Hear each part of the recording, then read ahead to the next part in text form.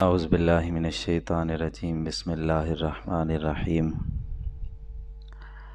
الحمدللہ رب العالمین والصلاة والسلام علی سید الانبیاء والمرسلین وعلی آلہ الطیبین الطاہرین وازواجہ المطہرین واصحابہ المقربین واولیاء امتہ وعلماء ملتہ اجمعین۔ قال اللہ تعالی فی کلامہ المجید وعد اللہ الذین آمنوا منکم وعملوا الصالحات لیستخلفنہم فی الارض۔ صدق اللہ العظیم وبلغنا رسولہ النبی الکریم الرؤوف الامین۔ درود پاک تمام احباب بلند آواز سے تلاوت فرمائے۔ الصلاۃ والسلام علیک یا رسول اللہ وعلی آلک وصحابک یا حبیب اللہ۔ الصلاۃ والسلام علیک یا سیدی یا نبی اللہ وعلی آلک وصحابک یا سیدی یا رحمت للعالمین۔ الصلاۃ والسلام علیک یا شفیع المذنبین وعلی آلک واصحابک یا جد الحسن والحسین۔ واہ کیا مرتبہ اے غوث ہے بالا تیرا، واہ کیا مرتبہ اے غوث ہے بالا تیرا، اونچ اونچوں کے سروں سے قدم اعلیٰ تیرا، اور قسمیں دے دے کے کھلاتا ہے پلاتا ہے تجھے پیارا اللہ تیرا، چاہنے والا تیرا، اور کیا دبے جس پہ حمایت کا ہو پنجہ تیرا، کیا دبے جس پہ حمایت کا ہو پنجہ تیرا، کیونکہ شیر کو خطرے میں لاتا نہیں کتا تیرا۔ لوگ نا تاریخ پڑھ کے حیران ہوتے ہیں۔ حضرت ٹیپو سلطان رحمۃ اللہ تعالی علیہ کا جب بالکل آخری وقت تھا، زخموں سے چور چور تھے، انگریزوں نے چاروں طرف سے گھیرا ڈالا ہوا تھا، اور یہ شیر خدا کا اسی وقت بھی لڑ رہا تھا، اور لڑتے لڑتے آپ کو پیاس لگی تو اپنے خادم کو فرمایا کہ پانی پلاؤ۔ وہ کہنے لگا حضرت اگر اب بھی ہتھیار ڈال دیں تو جگیریں بھی ملیں گی، زندگی بھی بچ جائے گی۔ تو حضرت ٹیپو سلطان آخری سانسوں میں تھے، اس وقت بھی جلال سے دیکھ کے فرمانے لگے ہوئے کیا کہا ہے تو نے؟ او ہم جو رسول اللہ کے در پہ بک جائیں، ان کتوں کے ہاتھوں پہ بک جائیں۔ لوگ حیران ہوتے ہیں کہ یہ لوگ بکتے کیوں نہیں، یہ ڈرتے بھی نہیں، یہ جھکتے بھی نہیں۔ خادم رضوی صاحب کو تھوڑا دنیا نے ڈرایا، دھمکایا، لالچیں بھی دیں، ہر طرح سے ورغلانے کی کوشش کی گئی، لیکن وہ جو غوث پاک کے در کا فقیر ہو وہ پھر کہاں کسی کو خاطر میں لاتا ہے۔ اعلیٰ حضرت نے اسی لیے فرماتے ہیں کیا دبے جس پہ حمایت کا ہو پنجہ تیرا، شیر کو خطرے میں لاتا نہیں کتا تیرا۔ سمجھانے والوں نے بڑا سمجھایا ہوگا، جی وزیر اعظم ہے، ادھر آرمی چیف ہے، ادھر فلانی طاقت ہے، فلانی طاقت ہے، لیکن جن کی ذہن اور فکر کے اندر گنبد خضرا سمایا ہو، وہ کسی طاقت کو نہیں دیکھتے، وہ صرف گنبد خضرا کے مکین کو دیکھتے ہیں۔ اللہ اکبر کبیرہ۔ عزیز دوستو، اللہ رب العزت کی حمد و ثنا، نبی اکرم شفیع معظم صلی اللہ علیہ وسلم کی بارگاہ عالیہ میں ہدیہ درود و سلام عرض کرنے کے بعد دعا ہے اللہ رب العزت قادر مطلق ہماری اس حاضری کو اپنی بارگاہ عالیہ میں شرف قبولیت عطا فرمائے۔ اللہ رب العزت نے اپنے نیک بندوں کو اپنے عام بندوں کے اندر چھپا دیا ہے۔ اسلام ایک کامل دین ہے، اکمل دین ہے، اس میں کوئی کمی نہیں ہے۔ پرانے جو ادیان تھے ان کو اللہ تعالیٰ نے کمال کی مہر نہیں لگائی، یہ نہیں فرمایا کہ بھئی یہ کامل ہیں، ان میں کوئی کمی نہیں ہے۔ کمیاں تھیں، کیونکہ وجہ سبب یہ تھا کہ وہ دین کسی خاص علاقے کے لیے تھے۔ ایک وقت کے اندر کئی انبیاء ہوئے، ایک بستی کے قانون اور تھے، دوسرے نبی کے قانون اور تھے، وہاں شریعت کے حکم اور تھے، یہاں شریعت کے حکم اور تھے، یعنی ایک دور کے اندر کئی نبی آئے۔ پھر زمانے کے لحاظ سے حکم ہوتے تھے کہ بھی چونکہ ایک نبی کی نبوت 50 سال یا 100 سال یا 200 سال چلنی ہے، اللہ پاک نے اس 200 سال کے مطابق قوانین عطا کیے کہ بھئی اس عرصے کے اندر جو ضروریات ہیں، جیسی تہذیب ہوگی، جیسی ثقافت ہوگی، اس حوالے سے ہم قانون عطا کریں گے۔ تو پرانے ادیان جو تھے، جو سابقہ ادیان تھے، جن کو اسلام نے منسوخ کر دیا، وہ تمام یا تو کسی خاص علاقے کے لیے تھے یا کسی خاص زمانے کے لیے تھے۔ یہ اسلام کو اللہ تعالیٰ نے خاصیت عطا کی ہے، اسلام نہ علاقے کا پابند ہے اور اسلام نہ ہی زمانے کا پابند ہے۔ اسلام کو اللہ پاک نے ہر علاقے کا دین بنا کے بھیجا اور ہر زمانے کا دین بنا کے بھیجا۔ اب قیامت تلک ہے ہمارا نبی، باقی جو نبی آتے رہے وہ مخصوص وقت تک، مخصوص مدت تک، مخصوص علاقے تک ان کی شریعت ہوتی رہی۔ اللہ پاک نے اسلام جیسا دین اور محمد مصطفیٰ جیسا نبی عطا کر کے فرمایا ہم نے ختم نبوت کا تاج سجا دیا، اب نبی کوئی نہیں آ سکتا قیامت تک۔ جب نبی کوئی نہیں آ سکتا، سبب یہ ہم نے شریعت ہی وہ عطا کر دی ہے جو 100 سال 200 سال 400 سال 1000 سال 2000 سال کے لیے نہیں ہے۔ جب تک قیامت نہیں آ جاتی، ہر زمانے کے لیے میرے نبی کا دین کافی ہے، کامل ہے، اکمل ہے، ضرورت ہی نہیں ہے کسی اور کی۔ اور یہ ایک اور اسلام ہر زمانے کا، ہر علاقے کا اور ہر بستی کا دین ہے۔ اسی طریقے سے اسلام ہر شعبہ حیات کے ساتھ تعلق رکھنے والے بندے کا دین ہے، وہ چاہے مزدور ہو، وہ چاہے معاشرتی طور پہ سب سے اونچی سطح جو ہے وہ حکمران ہو دنیاوی لحاظ سے، وگرنہ اگر حقیقت بھی نگاہ سے دیکھیں تو میرے مصطفیٰ کریم علیہ الصلوۃ والتسلیم نے اونچی سند اس کو عطا کی ہے کہ جو دین کا علم زیادہ رکھتا ہے۔ عزتیں اس کو دی گئی ہیں جس کے پاس دین کا علم جتنا زیادہ ہوگا۔ تو معاشرتی لحاظ سے، دنیاوی لحاظ سے دیکھیں تو نچلا طبقہ مزدوری کرنے والا، اوپر والا طبقہ حکومت کرنے والا۔ اسلام مزدور کے لیے بھی کامل اصلاح اور اس کو رستہ عطا کرتا ہے، اسلام حکمرانوں کو بھی رستہ عطا کرتا ہے۔ اور مزدور سے لے کے وہ چاہے دکاندار ہو، وہ چاہے ریڑھی چلانے والا ہو، وہ چاہے جو ہے وہ منڈی میں بیٹھنے والا ہو، وہ چاہے بازاروں کے اندر کاروبار کرنے والا ہو، وہ یعنی کسی بھی شعبہ حیات کے ساتھ تعلق رکھنے والا ہو، جب وہ خود کو اسلام کے سانچے میں ڈھال لیتا ہے، اللہ رب العزت اس کو بھی اپنا ولی بنا لیتا ہے۔ حضرت خواجہ باقی باللہ رحمۃ اللہ تعالی، ان کے پاس لوگ اکٹھے ہو کے حضرت بڑی استسقاء کی نمازیں پڑھی ہیں، بارش نہیں ہو رہی، تو مہربانی کریں دعا فرمائیں اللہ بارش عطا فرما دے۔ فرمایا یہ جو میرے خانقاہ کے باہر یہ جو کریانے کی دکان لگا کے بیٹھا نا، اس سے دعا کرواؤ۔ وہ کہنے لگے حضرت یہ ہم آپ سے کروانے ہیں، آپ ادھر بھیج رہے ہیں۔ فرمایا نہیں اس سے کرواؤ۔ لوگ اکٹھے ہو کے اس کے پاس گئے، اس کو کہا کہ حضرت فرما رہے ہیں کہ تم دعا کرو۔ اس نے کہا میں گناہ گار، میں عام سا بندہ، حضرت نے میری طرف بھیجا۔ انہوں نے کہا بس انہوں نے کہہ دیا، اب تو دعا کر دے، تیرا کیا جاتا ہے۔ اس دکاندار نے ہاتھ اٹھائے، عرض کی مولا تو بارش بھیج دے، ابھی اتنے جملے کئی تھے کہ آسمان سے بارش کا نزول ہو گیا۔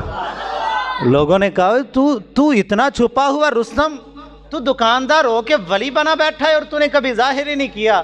اس نے کہا میں تو کچھ نہیں کرتا۔ انہوں نے کہا کچھ تو کرتا ہے۔ اس نے کہا بس 5 نمازیں پڑھتا ہوں، قرآن کی تلاوت کرتا ہوں، روزے بھی سال بعد رکھتا ہوں، اور شریعت کے احکام پہ چلنے کی کوشش کرتا ہوں، اور ناپ تول میں ڈنڈی نہیں مارتا۔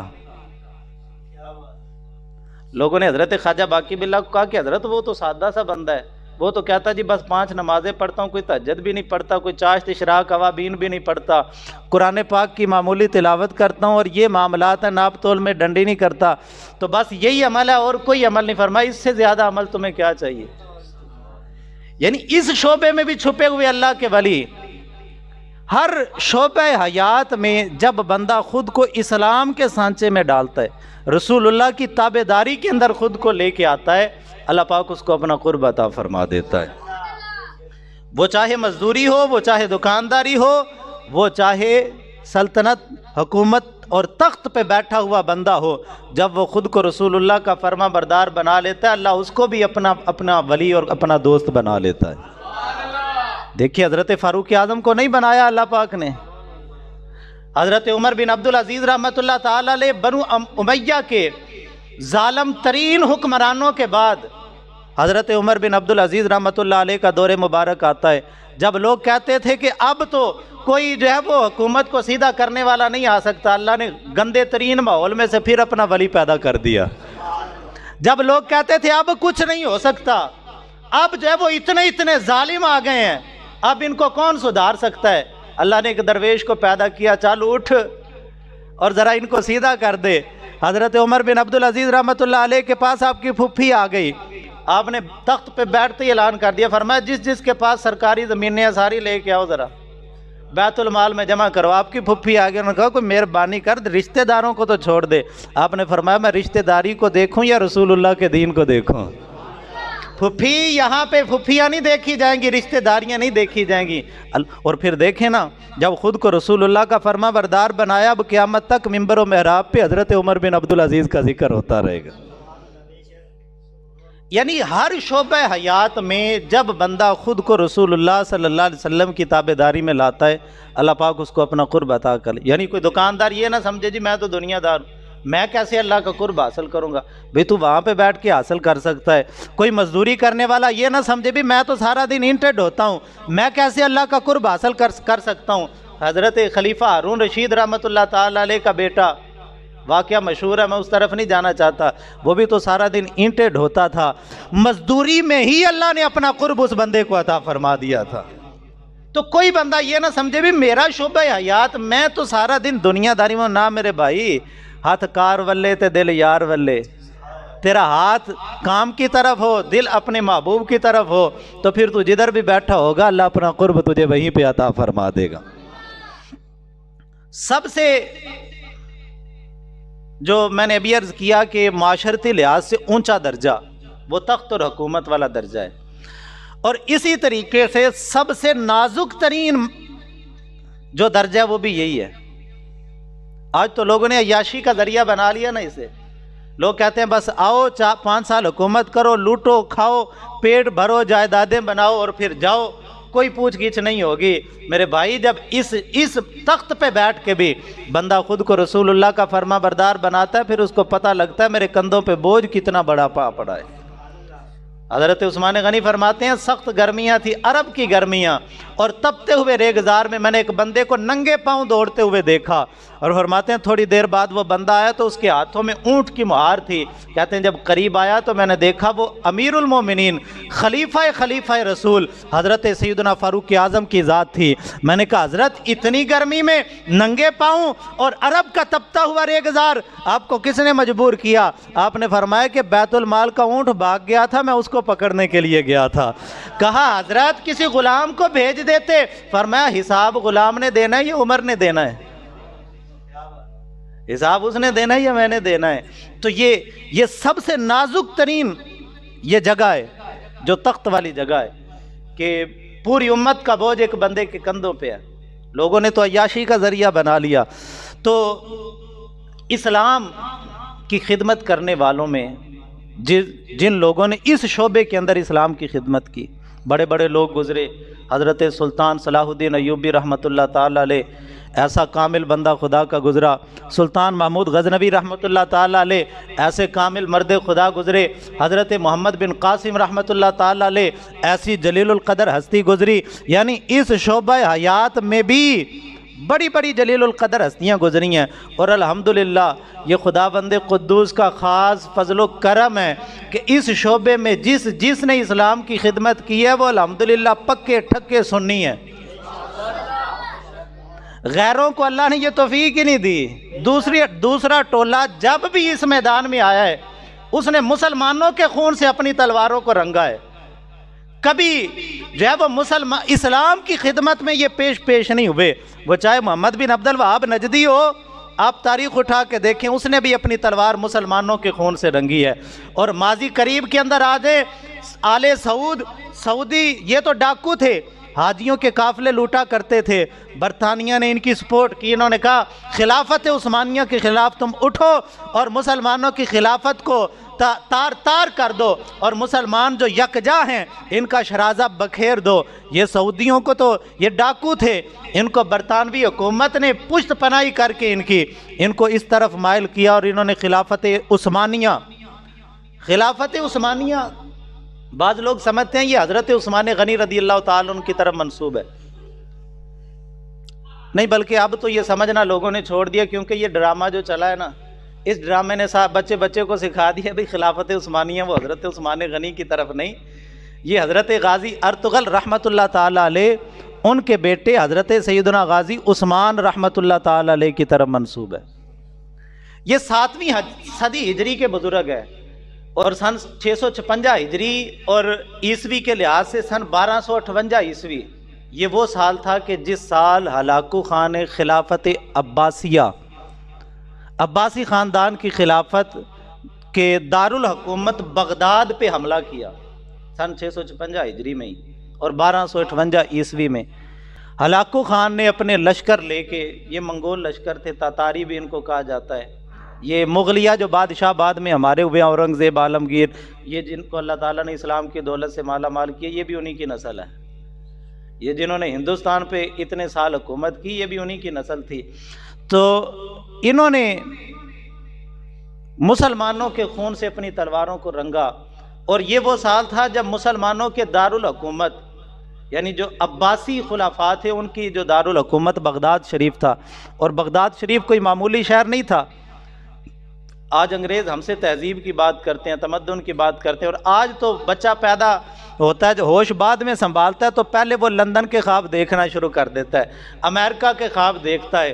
کبھی وہ دور تھا اللہ اکبر کبیرہ. علامہ اقبال نے کیا خوب فرمایا، فرماتے ہیں چمن کے تخت پر جس دم شہ گل کا تجمل تھا، ہزاروں بلبلیں تھیں، ایک شور تھا گل تھا، کھلی جب آنکھ نرگس کی، نہ تھا جز خار کچھ باقی، بتاتا باغباں رو کر یہاں باغیچہ یہاں گل تھا. علامہ اقبال رو کے بتاتے ہیں، وہ تڑپتے ہیں، وہ کہتے ہیں مسلمانوں تمہاری تو تاریخ ہی بڑی روشن ہے، تم کس لندن کے خواب دیکھتے ہو، حیران نہ کر سکا مجھے جلوہ دانش فرنگ، سرما ہے میری آنکھ کا خاک مدینہ و نجف. علامہ اقبال رحمۃ اللہ علیہ ماضی کے ساتھ ہمارا تعلق جوڑتے ہیں، فرماتے ہیں تو اپنے دل میں لندن کے خواب نہ دیکھ، یہی لوگ ہیں جو کل تک بغداد کے خواب دیکھا کرتے تھے. یہ بغداد وہ شہر تھا کہ پوری دنیا تڑپتی تھی کہ کاش ہم اس شہر کو دیکھیں. مسلمانوں کی تہذیب، مسلمانوں کی ثقافت، مسلمانوں کے تمدن کی آماج گاہ تھی، اور پوری دنیا کا مرکز و محور تھا. تجارت کے لحاظ سے، معیشت کے لحاظ سے، خوبصورتی کے لحاظ سے، ہر طرح سے اللہ رب العزت نے مسلمانوں کو عزت عطا فرما کے رکھی ہوئی. لیکن کیا ہوا، مسلمانوں نے جہاد سے منہ موڑا، اور جب جہاد سے منہ موڑا پھر اللہ رب العزت نے ان پہ آزمائش مسلط کی. اور یہ ایسا سخت دور تھا. علامہ ابن کثیر رحمۃ اللہ تعالیٰ علیہ نے تاریخ ابن کثیر کے اندر لکھا ہے کہ جب ہلاکو خان کی فوج بغداد پہ حملہ آور ہوئی، انہوں نے مردوں، عورتوں، بچوں، بوڑھوں کو سب کو قتل کیا. لوگوں نے اپنے دروازے بند کر لیے گھروں کے، اندر چھپ کے بیٹھ گئے کہ بھئی ہم بچ جائیں. انہوں نے دروازوں کو آگ لگائی، اندر جو بھی ملا اس کو قتل کیا گیا. اور پھر کچھ لوگ تہہ خانوں میں چھپ گئے. انہوں نے کہا یہاں، اور وہ پرانے ادوار کے اندر مکانوں کے اندر ہی پوشیدہ تہہ خانے بنائے جاتے تھے کہ بھی جہاں تک کسی کی رسائی نہیں ہوتی تھی، یا بنانے والا جانتا تھا یا جس نے بنایا تھا وہ جانتا تھا. تو وہ تہہ خانوں میں چھپ گئے کہ یہاں ہم بچ جائیں گے. لیکن ہلاکو خان کو جب خبر ملی کہ لوگ تہہ خانوں میں چھپ کے بیٹھے ہیں اور تہہ خانوں کے نقشے کا بھی پتہ نہیں ہے، وہ پوشیدہ ہیں، ہلاکو خان نے کہا کہ دریائے دجلہ کا بند توڑ دو. دریائے دجلہ کا بند توڑا گیا، اور پانی جب شہر کے اندر داخل ہوا تو جو تہہ خانوں میں چھپے تھے وہ وہیں پہ تڑپ تڑپ کے مر گئے. اس قدر قتل و غارت کی گئی. ابن کثیر لکھتے ہیں کہ بغداد کی گلیوں کے اندر جیسے بارش شدید ہوتی ہے تو گلیوں میں پانی اکٹھا ہو جاتا ہے، فرماتے ہیں بغداد کی گلیوں میں مسلمانوں کا خون ایسے ہی اکٹھا ہو گیا. اس قدر کثرت کے ساتھ. علامہ اقبال نے ایسے تو نہیں فرمایا. علامہ اقبال فرماتے ہیں کہ تقدیر کے قاضی کا یہ فتویٰ ہے ازل سے، ہے جرم ضعیفی کی سزا مرگ مفاجات. اقبال فرماتے ہیں مرد مسلمان تو کس دھوکے کے اندر ہے، تو کس ترقی کے پیچھے بھاگ رہا ہے. مسلمان ہمیشہ اس وقت تک کائنات پہ غالب رہے جب تک اللہ رب العزت کے رستے میں جہاد کرتے رہے. جب جہاد سے منہ موڑا ہے تو ذلت اور رسوائی مقدر بنی ہے. اور یہ 7ویں صدی ہجری ہماری تاریخ شاہد ہے کہ پھر ہلاکو خان منگول لشکر نے جی بھر کے مظالم مسلمانوں پہ ڈھائے. اور میں نے عرض کی مسلمانوں کی ثقافت کی آماجگاہ تھی بغداد، لائبریریوں کی لائبریریاں تھیں. لیکن جب ہلاکو خان کی فوج نے حملہ کیا تو مسلمانوں کی ساری کتابوں کو دریائے دجلہ کے سپرد کر دیا گیا، ان کو دریا برد کر دیا گیا. کئی دن دریائے دجلہ کا پانی کالا ہو کے بہتا رہا مسلمانوں کی کتابوں کی سیاہی کی وجہ سے. اور یہاں میں وہ مسئلہ میں نے جمعۃ المبارک میں بھی عرض کیا تھا، دوبارہ عرض کیے دیتا ہوں.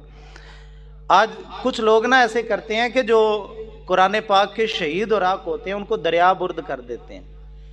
اول تو یہ بات ذہن نشین رکھیں کہ اب جو دریا ہیں یہ گندے ہیں. یہ جو ندی نالے ہمارے علاقوں میں ہیں یہ گندے ہیں، ان کے اندر گٹروں کا پانی شامل ہوتا ہے.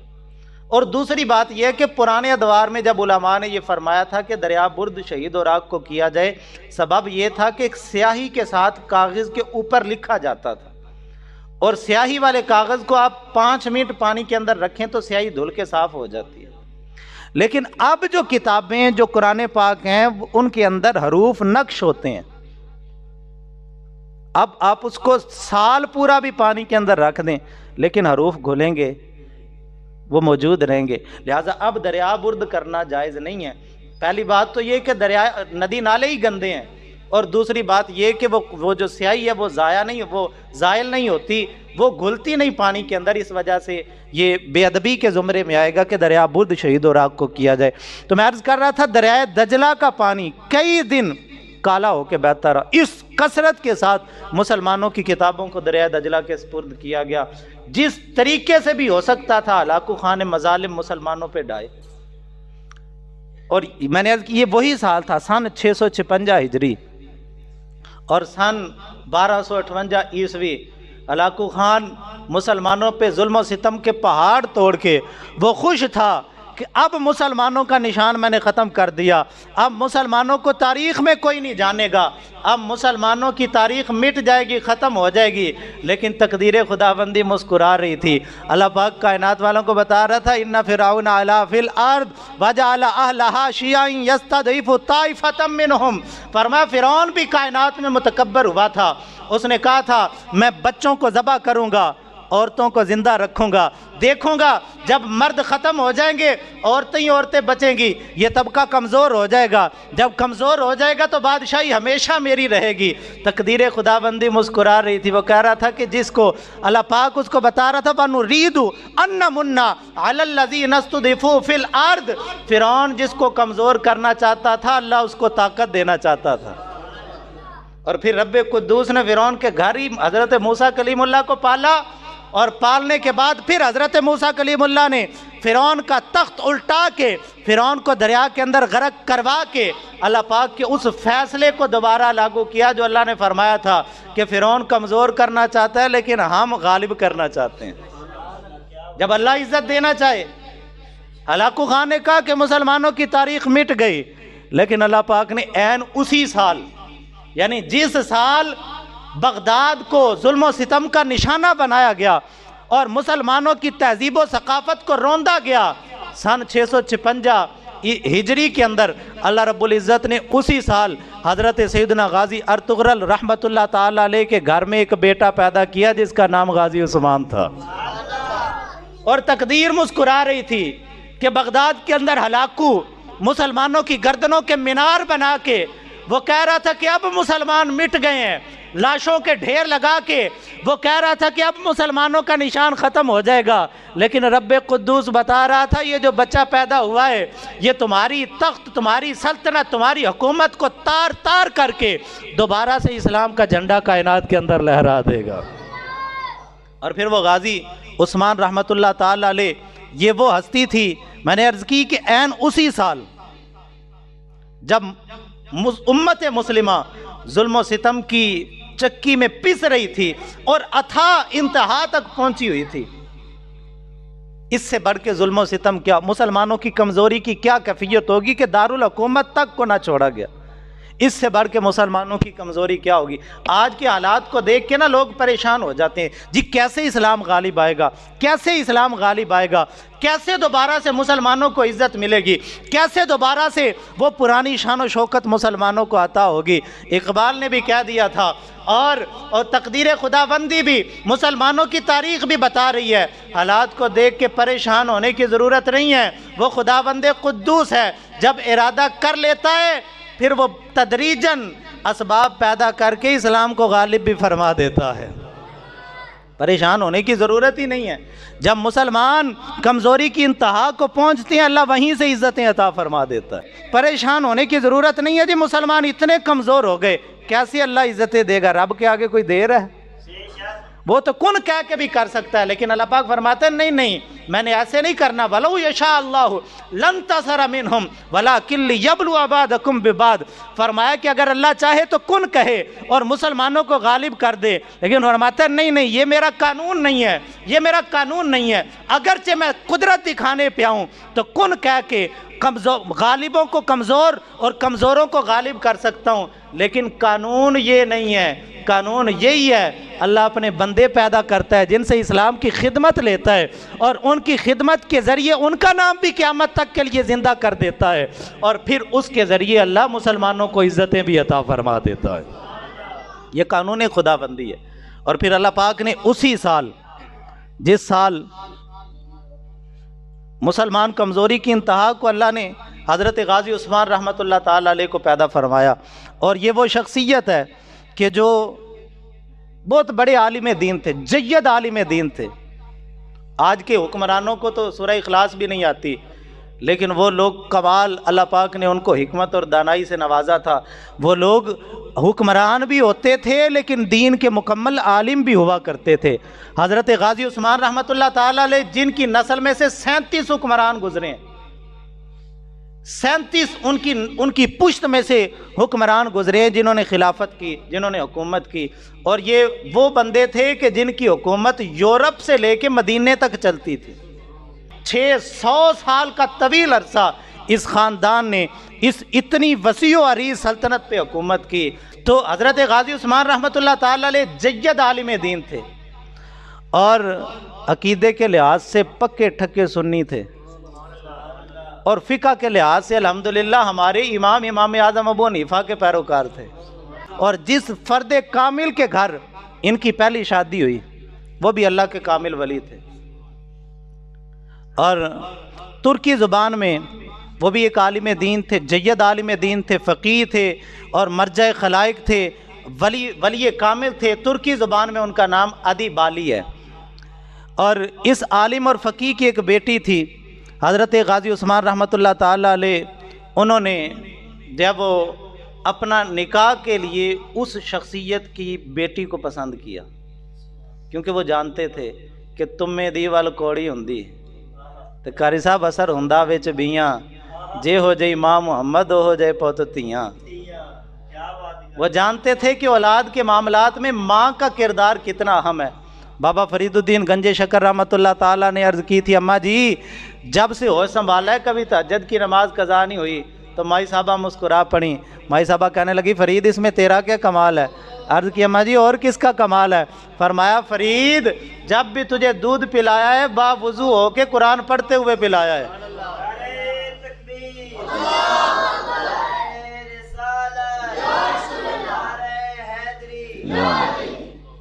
اور اسی وجہ سے نبی اکرم شفیع معظم صلی اللہ علیہ وسلم نے فرمایا، ابن اساکر کی روایت ہے، مصطفیٰ جان رحمت نے فرمایا، حضرت اماں عائشہ صدیقہ راوی ہیں، آپ فرماتی ہیں کہ لوگوں اپنی اولاد کے لیے اپنے نطفوں کے لیے تلاش کرو، بہترین شریف گھرانے کے لوگ تلاش کرو. کہ ایک مقام پہ فرمایا کہ جو یہودی ہیں وہ مال دیکھ کے نکاح کرتے ہیں، جو عیسائی ہیں وہ حسن دیکھ کے نکاح کرتے ہیں، جو ہندو ہیں وہ برادری دیکھ کے نکاح کرتے ہیں. میرے غلاموں تم نہ برادری دیکھنا، نہ خوبصورتی دیکھنا، نہ مال و دولت دیکھنا، تم صرف عورت کا دین دیکھنا.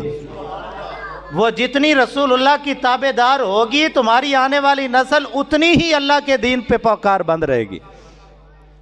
لیکن ہم کیا کریں، آج کے دور میں تو ایک عام سا بندہ بھی، مزدوری کرنے والا بندہ بھی نکاح کرنے کے لیے کوشش کرتا ہے کہ ذرا تھوڑا سا اونچا ہی گھرانہ مل جائے مال کے لحاظ سے، ذرا جب وہ جہیز تو ذرا زیادہ مل جائے گا تو پھر وہ لڑکی جہیز تو لے کے آتی ہے لیکن بابے کو پانی کا گلاس بھی نہیں پوچھتی. اس وجہ سے فرمایا مال بھی نہ دیکھو، خوبصورتی بھی نہ دیکھو، اگر دیکھنا ہے تو رسول اللہ کا دین دیکھو. پردہ کتنا ہے، حیا کتنی ہے اس عورت کے اندر.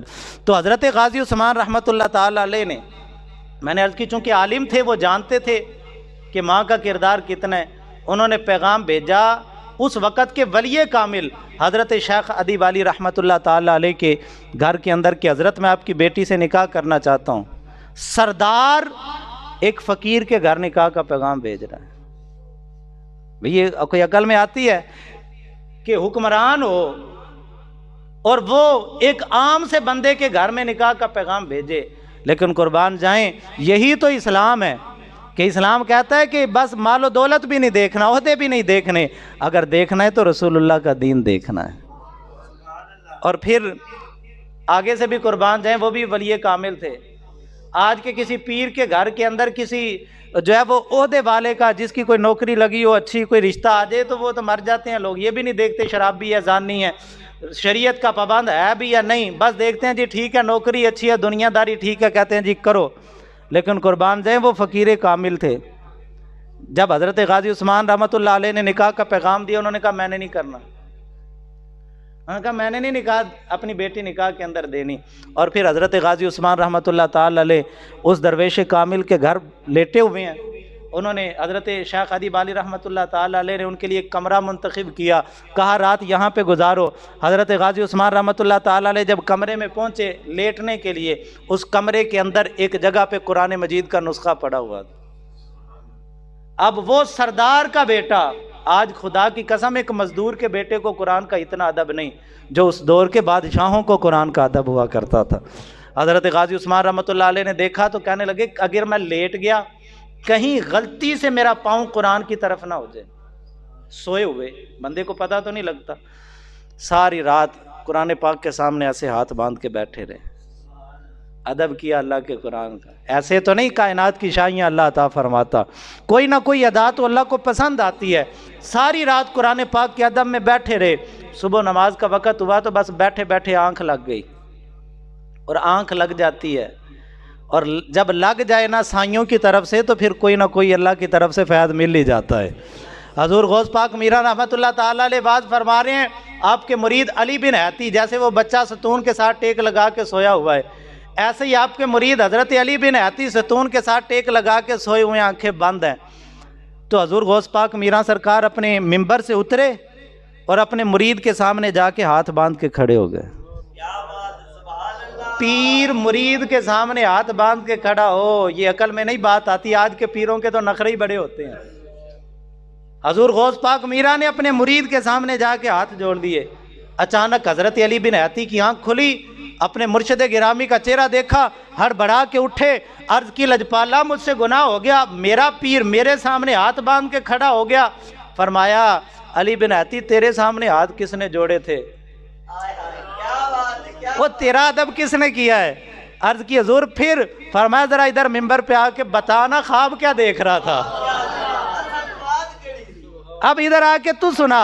حضرت علی بن حتی رحمۃ اللہ تعالیٰ علیہ منبر پہ آ کے کھڑے ہو گئے، کہنے لگے خدا کی قسم جس کے قبضہ قدرت میں جان ہے، لوگوں سن لو، ابھی میں بیٹھا، ستون کے ساتھ ٹیک لگی، میری آنکھ لگی، قسمت کا ستارہ چمک اٹھا اور گنبد خضرا کے مکی کی زیارت ہو گئی۔ آمینہ کے لال صلی اللہ علیہ وسلم تشریف لائے اور آ کے کہنے لگے علی بن حتی، عبد القادر کی دربار کو نہ چھوڑنا، اس کی مجلس میں آتے رہنا، اس کی مجلس کی برکت سے اللہ تجھے دنیا آخرت کی فلاح و کامیابی عطا فرمائے۔ حضور غوث پاک فرمانے لگے یہ خواب میں دیکھ رہا تھا، میں جاگتی آنکھوں سے دیکھ رہا تھا۔ تو حضرت غازی عثمان رحمۃ اللہ تعالیٰ علیہ ٹیک لگی، آنکھ لگ گئی، اور وہیں پہ جب آنکھ لگی تو کتابوں کے اندر لکھا ہے کہ حضرت غازی عثمان رحمۃ اللہ علیہ نے ایک خواب دیکھا کہ آپ کا نکاح شیخ کی بیٹی کے ساتھ ہوا، اور شیخ کی بیٹی کی گود سے ایک چاند نکلا جو حضرت غازی عثمان رحمۃ اللہ علیہ کے سینے میں آ کے اکٹھا ہو گیا، اور وہاں شیخ کی بیٹی بیٹھی ہو، اس کے چاروں طرف سے ایک درخت اگا اور اس کی شاخیں آسمان کی سطح تک اور ارد گرد شمال مشرق جنوب ہر طرف پھیل گئیں، حد نگاہ تک اس کی شاخیں پھیل گئیں۔ صبح اٹھے، شیخ کے سامنے خواب کا ذکر کیا، اب وہ بھی کامل تھے، وہ سمجھ گئے کہ میرا اور میری بیٹی اور اس نوجوان کا نکاح ہوگا، اللہ ان کی برکت سے ایک ایسی نسل پیدا کرے گا جن کی حکومت روئے زمین پہ اللہ غالب فرما دے گا۔ اب حضرت شیخ ادیب علی رحمۃ اللہ علیہ نے نکاح کا پیغام منظور کر لیا، صرف اتنی سی بات ہے، لیکن یار دوستوں نے نا یہ ڈرامے میں بڑا افسانہ بنا دیا، اور نوجوان ذہن یہ سوچتے ہیں کہ شاید جیسے آج کل ہم جس طریقے سے یہ جو لڑکوں اور لڑکیوں کے معاملات ہوتے ہیں، شاید پرانے دور کے لوگ بھی ایسے ہوا کرتے تھے۔ نہ میرے بھائی، وہ پکے عالم دین تھے، وہ قرآن پڑھ کے سمجھنے والے لوگ تھے، وہ باحیا لوگ تھے۔ ان عورتوں کی ان لوگوں کی عورت کا چہرہ دیکھنا تو دور کی بات، ان لوگوں کی عورتوں کے تو پاؤں کا ناخن بھی کوئی غیر مرد نہیں دیکھ سکتا تھا۔ تو یہ ڈرامہ دیکھ کے کوئی یہ نہ سمجھے کہ معاذ اللہ تعالیٰ ان لوگوں کی بیویاں بھی ایسے بے پردہ پھرا کرتی تھیں، یا ان لوگوں کے بھی چکر ایسے ہوتے تھے جیسے آج کل کے نوجوانوں کے چکر ہوتے ہیں۔ نہ میرے بھائی، وہ پاکیزہ لوگ تھے، وہ باحیا لوگ تھے، وہ شریعت کے پابند لوگ تھے، اور اتنے پابند تھے، اللہ اکبر کبیرہ۔ کتابوں کے اندر لکھا ہوا ہے کہ حضرت غازی عثمان رحمۃ اللہ تعالیٰ علیہ، آپ رحمۃ اللہ تعالیٰ علیہ نے اپنے بیٹے کو نصیحت فرمائی، ایک وصیت کی جاتے ہوئے، اور اس وصیت کا ایک جملہ یہ تھا، اور اسی پہ میں اپنی بات کو ختم کر رہا ہوں۔ حضرت غازی عثمان رحمۃ اللہ تعالیٰ علیہ اپنے بیٹے کو فرمانے لگے، یا بنیا ایاک ان تشتغل بشیء لم یأمر بہ اللہ رب العالمین، اے میرے بیٹے کہیں اس کام میں مشغول نہ ہونا جس کا حکم اللہ نے نہیں دیا۔ ایک ہوتا ہے کہ جس کام کا حکم دیا جائے، جیسے نماز کا حکم دیا، روزے کا حکم دیا، زکوٰۃ کا حکم دیا، حج کا حکم دیا، جہاد کا حکم دیا، قرآن کی تلاوت کا حکم دیا، ان کا حکم ہو گیا۔ ایک ہوتا ہے کسی کام سے روک دیا جائے، جیسے شراب سے روک دیا، زنا سے روک دیا، سود سے روک دیا، بے حیائی سے روک دیا، ان چیزوں سے روک دیا گیا۔ کچھ چیزیں ہوتی ہیں جن کا نہ حکم ہوتا ہے نہ ان سے روکا جاتا ہے، وہ جائز ہوتی ہیں، وہ جائز ہوتی ہیں۔ اب اس بندے کی فکر کی پرواز کو دیکھیں کہ وہ بندہ اپنی اولاد کو اتنا منع کر کے جا رہا ہے، وہ کہتا ہے بس نماز پڑھو، روزہ رکھو، زکوٰۃ دو، شریعت کے معاملات کو پورا کرو، اور جن چیزوں کو اللہ نے حکم دیا ان کو کرو، اور باقی جو وقت بچے وہ اللہ کے راستے میں جہاد کے اندر گزار دو، وہ جہاد فی سبیل اللہ میں صرف کرو، وہ اللہ کے دین کو غالب کرنے کے اندر اپنا وقت گزارو۔ تمہاری توانائیاں، تمہاری طاقتیں، تمہاری سوچ، تمہاری فکر جائز کاموں کی طرف بھی نہ جائے۔ تم اگر اپنے وقت کو، اپنی سوچ کو، اپنے ذہن کو، اپنی طاقت کو صرف کرنا چاہتے ہو تو جائز کاموں کو بھی چھوڑ دو، فرائض ادا کرو، واجبات ادا کرو، اللہ کی شریعت اور اس کے حکموں کی تابعداری اور فرما برداری کرو، باقی جو وقت بچ جائے وہ اللہ کے دین کو غالب کرنے کے اندر گزار دو۔ آج تو ہم حرام کاموں سے جب ان کے لیے جواز کے لیے بہانے ڈھونڈتے ہیں، لوگ سود کو پرافٹ کا نام دے دیتے ہیں، کہتے ہیں جی یہ پرافٹ ہے، یہ سود تو نہیں ہے، لوگ جناب والا رشوت کو تحفہ سمجھ کے تحفے کا نام دے کے کہتے ہیں جی یہ تو اس نے مجھے تحفہ دیا، یہ رشوت تو نہیں ہے۔ اور جناب والا دیگر جو معاملات زندگی ہیں، ہم بہانے ڈھونڈتے ہیں ناجائز کاموں کے، لیکن ان لوگوں کی اب وہ لوگ جو اپنی اولاد کو کہہ رہے ہیں کہ جائز کاموں سے بھی رک جاؤ، بس جن کا حکم اللہ نے نہیں دیا ان کو بھی چھوڑو، فرائض واجبات کو ادا کرو اور اللہ کے حکموں کی فرما برداری کرو۔ اور ہم لوگ سال بعد جھنڈیاں لگا کے کہتے ہیں جی اب نمازوں کی بھی ضرورت نہیں ہے، اب جناب والا کسی اور چیز کی ضرورت نہیں ہے، بس ہم نے نماز پڑھ لی۔ اور پھر حضرت غازی عثمان رحمۃ اللہ تعالیٰ علیہ نے اپنے بیٹے کو فرمایا بیٹا جب بھی امور سلطنت میں کوئی مشکل وقت آ جائے تو علماء کو اکٹھا کر لینا، علماء کو اکٹھا کر لینا، علماء سے مشورہ لینا، ان کے مشورے کو سن کے پھر سوچ سمجھ کے فیصلہ کرنا، اللہ تجھے دنیا میں بھی عزتیں عطا کرے گا، آخرت میں بھی عزتیں عطا کرے گا۔ اور ریاست مدینہ کا صرف نام لے لینا بڑا آسان ہے، دعوے کر دینا جی ہم ریاست مدینہ بنا دیں گے، یہ بڑا آسان ہے جی ریاست مدینہ۔ اور ریاست مدینہ میں یہ کنجر خانے نہیں ہوتے، ریاست مدینہ میں یہ بغیرتیاں نہیں ہوتی کہ ایک کتا صرف اس لیے باندھ دیا جائے جو علماء پہ بھونکتا رہے۔ وہ ڈبو جب بھی کوئی اسلام کا معاملہ ہوتا ہے وہ اسلام پہ بھونکنا شروع کر دیتا ہے۔ علامہ خادم حسین رضوی صاحب کے جنازے کا معاملہ، انہوں نے کہا جی تحریک لبیک والوں نے لاہور میں کرونا کا ایٹم بم چھوڑ دیا ہے۔ اور بے ایمان صرف اسلام پہ بھونکنے کے لیے، علماء پہ بھونکنے کے لیے ریاست مدینہ کے دعوے داروں نے ایک کتا باندھ کے رکھا ہوا ہے۔ ریاست مدینہ میں علماء پہ بھونکا نہیں جاتا، علماء کو عزت عطا فرمائی جاتی ہیں، تب ریاست مدینہ بنتی ہے۔ اور یہی حضرت غازی عثمان رحمہ، ایسے تو نہیں اللہ نے 600 سال کی حکومت عطا کی، جب اس حکومت کے بانی اور مؤسس اتنی اعلیٰ سوچ کے حامل تھے اور شریعت کے اتنے تابع دار تھے۔ اور آخر میں پھر وہی بات کرنا چاہوں گا، نوجوان ڈرامہ دیکھ کے کوئی یہ نہ سمجھے کہ جو اس میں خرافات ہیں شاید اس دور میں بھی ایسے ہوا کرتا تھا۔ ان لوگوں کی عورتیں بے پردہ نہیں ہوتی تھیں، وہ با پردہ یا انہوں نے قرآن پڑھا ہوا تھا۔ جو اپنے بیٹے کو کہہ رہے ہیں کہ جائز کاموں سے بھی بچ کے فرائض واجبات کو پورا کرو، وہ خود اپنی عورتوں کو بے پردہ پھراتے ہوں گے۔ تو لہٰذا کوئی یہ نہ سمجھے کہ جیسے وہ معاملات ہیں، ہم جب وہ یہ دیکھیں نا کہیں سے بھی برائی ہمارا نوجوان جہاں سے بھی ملتی ہے نا، وہ بڑی آسانی سے شیطان دل میں ابھار دے۔ مجھے ایک نوجوان کہنے لگا مولوی صاحب اسی کریے تے پونڈی تے وہ کرن تے۔ میں نے کہا کون کرے؟ جی فلاں، وہ ڈرامے میں ہم نے دیکھا۔ میں نے کہا میرے بھائی وہ ڈرامہ ہے، وہ نہ کسی تاریخی کتاب ہے، نہ وہ کوئی تاریخ ہے، نہ وہ کوئی اسلامی کتاب ہے، وہ ڈرامہ ہے۔ وہ ایک آج کے دور کے ایک رائٹر نے لکھا ہے، اس نے مرچ مسالہ ڈالنے کے لیے اور اپنے ڈرامے کی تشہیر کے لیے یہ چیزیں اندر شامل کی ہیں۔ لہٰذا کوئی یہ نہ سمجھے کہ اس دور کی عورتیں یا اس دور کے نوجوان ایسے کام کرتے تھے، وہ ولیوں کا دور تھا۔ اور میں نے عرض کی یہ وہ صدی تھی جس صدی کے اندر امام جلال الدین سیوطی پیدا ہوئے ہیں، جن کو 72 دفعہ جاگتی آنکھوں سے حضور کی زیارت ہوئی ہے۔ وہ کتنا پاکیزہ دور ہوگا، کتنا پاکیزہ دور ہوگا۔ لیکن بس ان لوگوں نے جہاد سے منہ موڑا، اللہ نے ذلت اور رسوائی مسلط کی۔ پھر جب جہاد کی طرف آئے اللہ نے پھر حکمرانی عطا فرما دی۔ اور یہی مسلمانوں کی عزت کا معیار ہے۔ علامہ اقبال نے کہا تھا شمشیر آ تجھ کو میں بتاؤں تقدیر امم کیا ہے، شمشیر و ثنا اول طاؤس و رباب آخر۔ فرمایا مسلمانوں کی تقدیر 2 حرف میں یہی ہے کہ ابتدا میں تلواریں، جب تک مسلمان نوجوان کے ہاتھ میں تلوار ہوتی ہے اللہ عزتیں عطا فرماتا ہے، اور جب گٹار آ جاتا ہے، ہاتھوں میں کڑے آ جاتے ہیں، کانوں میں بالیاں آ جاتی ہیں، اور جناب مرد عورتوں کا زیور اپنانا شروع کر دیتا ہے۔ مرد کا زیور یہ کڑے اور بالیاں نہیں ہیں، مرد کا زیور اسلام نے تلوار عطا کی ہے۔ مسلمان مرد جب تک شمشیر و ثنا اول طاؤس و رباب آخر، جب گانے باجے میں نوجوان منہمک ہو جائے پھر ذلت اور رسوائی مقدر ہے۔